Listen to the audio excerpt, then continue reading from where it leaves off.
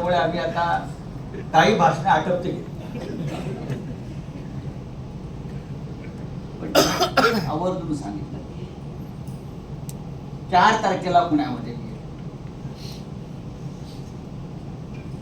4 तारखेला नाही का 4ला पुण्याला येणार आहे.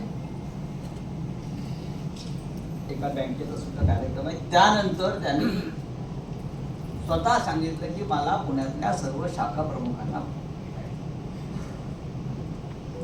त्याच वेळेला आता सचिन भाऊने सांगितलं आपली इतर पदाधिकाऱ्यांची सुद्धा एक बैठक आपण, तर दिवसभर तो साहेब तिकडे आहेत,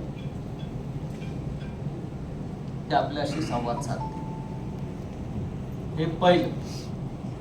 आणि त्यानंतर दुसरी महत्वाची गोष्ट त्यांनी सांगितली, सगळ्यांना सांगा दसरा मेळाव्याला सुद्धा पुण्यातून, जिल्ह्यातून, पिंपरी चिंचवड मधून जास्तीत जास्त